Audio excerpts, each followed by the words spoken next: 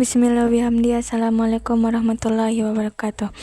Kami dari kelompok 11 akan mempresentasikan video tentang ancaman terhadap salah satu kasus ancaman terhadap Pancasila.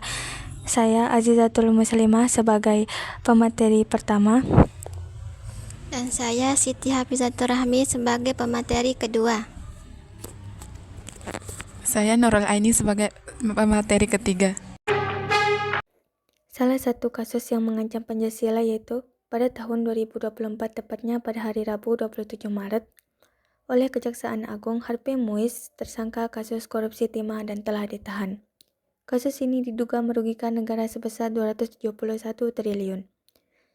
Dari tahun 2015 sampai 2022, Harvey diduga melakukan perjanjian kerjasama fiktif dengan PT Timah.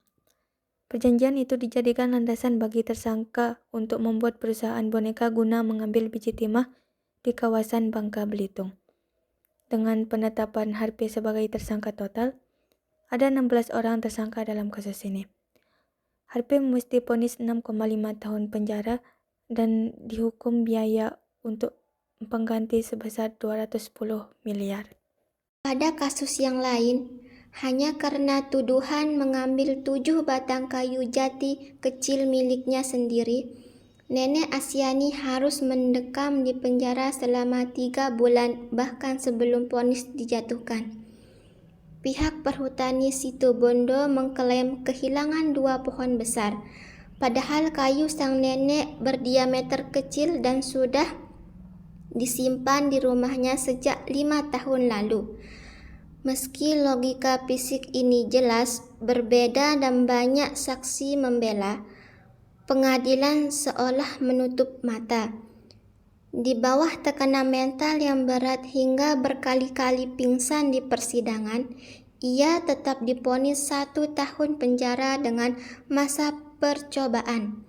Sebuah pukulan telak bagi rasa kemanusiaan yang meninggalkan luka permanen di hari tuanya. Negara ini sepertinya sangat perkasa menghadapi seorang nenek, tapi mendadak lumpuh saat berhadapan dengan pencuri uang rakyat. Jadi di antara 2 kasus tersebut, di sini sudah jelas bahwa 2 kasus ini tidak adil dalam mendapatkan hukuman. Di sini, di satu sisi seorang Harvey Muiz melakukan korupsi di timah di Bangka Belitung sebesar 271 triliun dan mendapatkan hukuman penjara 6,5 tahun. Dalam kasus lain, seorang nenek Asi yang melakukan pencurian 7 batang kayu dan mendapatkan hukuman selama 1 tahun dengan denda 500 juta. Pada kasus tersebut merupakan ancaman terhadap Pancasila, itu sila kedua kemanusiaan yang adil dan beradab, dan ancaman terhadap sila kelima keadilan sosial bagi seluruh rakyat Indonesia. Keadilan sosial berarti seluruh rakyat memiliki kedudukan yang setara dan berhak menikmati kekayaan bumi Indonesia. Pada kasus Harvey Muiz, kekayaan alam atau timah yang seharusnya dikuasai negara untuk kemakmuran rakyat justru dimonopoli untuk memperkaya diri sendiri atau gaya hidup mewah atau hedonisme. Pada kasus Nenek Asyani, akses hukum yang adil dan perlindungan sosial bagi warga miskin terbukti sangat mahal dan sulit didapatkan. Musuh terbesar Pancasila hari ini bukanlah perbedaan, melainkan ketidakadilan. Perbandingan antara kasus Nenek Asyani dan Harvey Muiz adalah cerminan paling nyata dari goyangnya pilar-pilar Pancasila di negeri ini. Ketika hukum tajam ke bawah dan tumpuk di atas, Pancasila tidak lagi menjadi ideologi yang hidup, melainkan sekedar teks hafalan saja.